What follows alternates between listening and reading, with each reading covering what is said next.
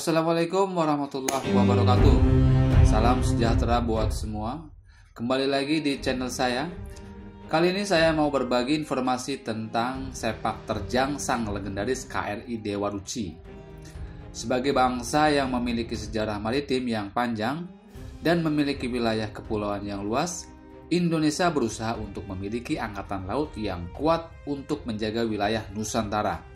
Caranya dengan melatih dan menggembleng para taruna-taruni angkatan laut di laut lepas. Nah, kapal latih KRI Dewa Ruci dihadirkan untuk melahirkan para perwira dan pelaut Indonesia yang tangguh. Lebih jelasnya, saya akan mengajak teman-teman mengenal lebih jauh apa saja yang ada di KRI Dewa Ruci yang kini berusia 68 tahun.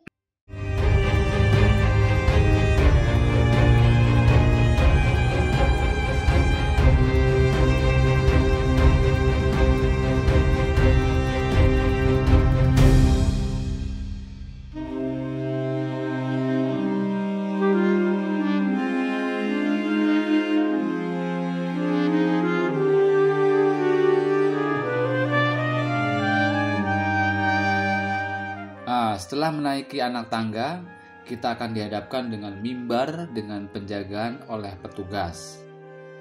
Kita mulai dari depan dulu ya. Istilah penyebutan bagian depan kapal adalah haluan, sedangkan untuk bagian belakang biasa disebut buritan. Bagian haluan bisa kita lihat ada dua tumpukan tambang besar di area ini. Kemudian penggerak jangkar yang dilakukan secara manual. KRI Dewa Ruci memiliki 3 tiang, yaitu bagian depan diberi nama Bima, di mana digambarkan sosok yang gagah. Lalu di tengah dinamakan Arjuna yang terkenal dengan ketampanannya. Selanjutnya, tiang bagian belakang digambarkan sebagai sosok Yudhistira atau kepemimpinan yang tegas. 3 tiang ini juga diartikan sebagai kewilayahan Indonesia yang terbagi 3 bagian, yaitu Barat, Tengah, dan Timur, yaitu Papua. KRI Dewa Ruci memiliki 3 tiang tinggi yang memiliki 16 layar. Ada yang melintang dan membujur. Layar-layar ini dipasang secara manual sebagai penggerak utama laju kapal. Dengan layar inilah kapal mampu melaju dengan kecepatan 12 knot. Nah, untuk keadaan darurat, Dewa Ruci dibekali mesin dengan bahan bakar diesel. Seperti halnya memasuki area parkir kapal yang ruang lingkupnya cenderung sempit. Untuk bobot kapal sendiri, Dewa Ruci seberat 874 ton yang terdiri dari kayu dan besi. Masih di area geladak, terdapat lonceng sebagai penunjuk waktu ketika tengah berlayar. Di samping bagian penutup mesin, terdapat anjungan area kemudi sebagai alat navigasi kapal yang berukuran besar, dan ini dikemudikan oleh perwira. Di area ini terlihat kental dengan nilai histori KRI Dewa Ruci kapan waktu diproduksinya, karena masih benar-benar manual, seperti halnya pipa untuk memberikan informasi ke petugas bagian mesin yang berada di bawah. Tepat di belakangnya ada anjungan bridge yang isi ruangannya terdapat peta, monitor radar, beberapa alat engine, dan satu lagi alat pengukur kedalaman laut. Sebelum memasuki area bawah kapal, pada saat menurunnya anak tangga, kita akan menjumpai beberapa plakat yang menempel di dinding kapal. Plakat itu diperoleh dari negara yang telah disinggahi oleh KRI Dewa Ruci. Lalu pada bagian kiri tangga terdapat ruang VIP atau ruang salon. Ini digunakan sebagai tempat menjamu tamu-tamu penting seperti pejabat negara ataupun dari TNI sendiri. Selain itu, sebagai transit tamu ketika muhibah ke luar negeri yang ingin melihat lebih dekat KRI Dewa Ruci. Di ruangan ini juga terdapat foto-foto pembuatan dan pelayaran pertama kali KRI Dewa Ruci pada tahun 1953. Berdampingan dengan ruang VIP, terdapat ruang makan untuk perwira. Tepat di depan pintu keluar ruangan ini terdapat pas foto mantan-mantan komandan KRI Dewa Ruci dari tahun 1953 hingga saat ini. Ada juga histori perjalanan KRI Dewa Ruci dari tahun 1953 sampai dengan sekarang. Lebih detailnya, KRI Dewa Ruci dibuat tahun 1952 di Jerman Barat dan diluncurkan pada tanggal 24 Januari 1953 dibawa dari Jerman Barat langsung ke Indonesia.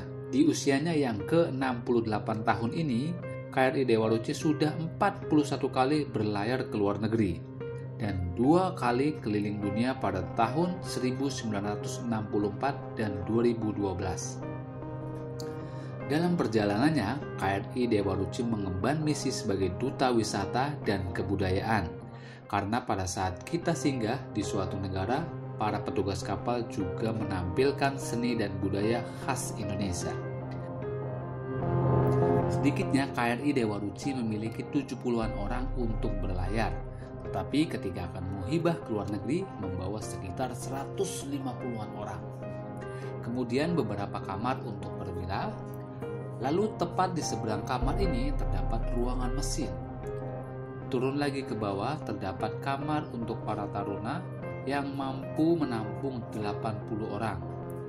Ini merupakan fungsi KRI Dewa Ruci sebagai kapal latih calon perwira taruna TNI Angkatan Laut. Kemudian ada ruangan dapur sebagai pusat logistik.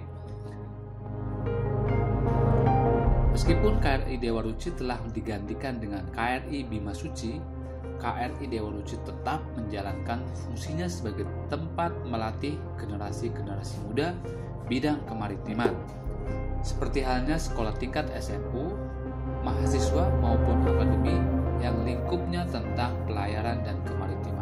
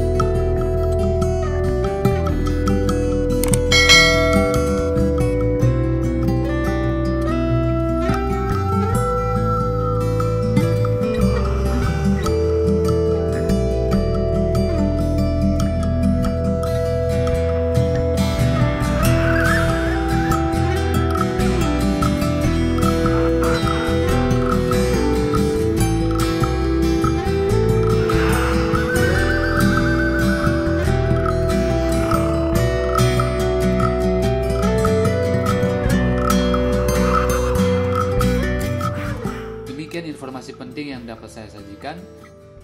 Semoga dapat bermanfaat dan jaya terus TNI Angkatan Laut. Wassalamualaikum warahmatullahi wabarakatuh.